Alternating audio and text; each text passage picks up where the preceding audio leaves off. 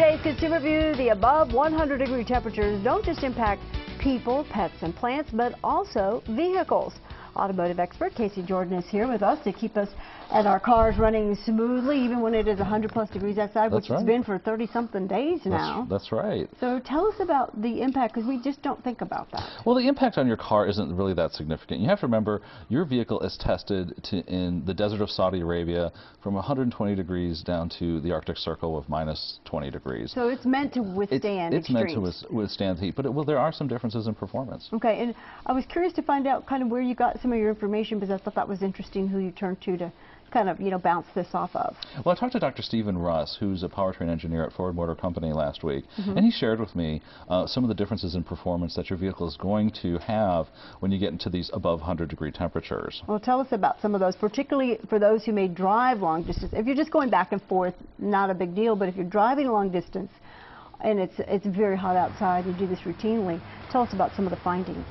Well, the good news is that it does not impact fuel economy. Oh, good. The impact to your vehicle is all about performance.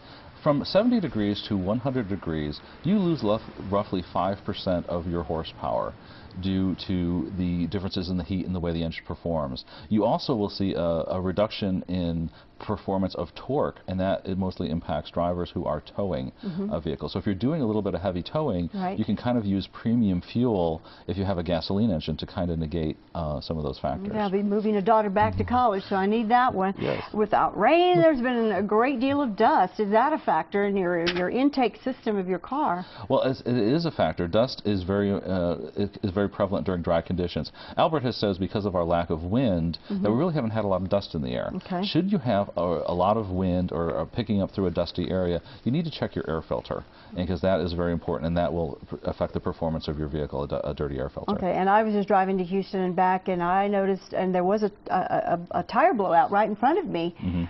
We always think about our tires that get extremely hot and the rubber expands. Is that a problem? This is your biggest safety tool for summer driving.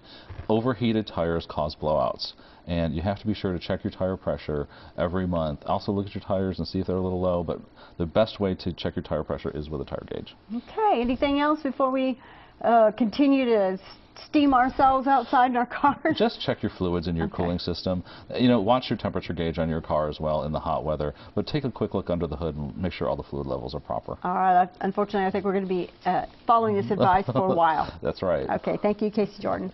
And if you have a question for Casey, email him at askcasey@kb.com.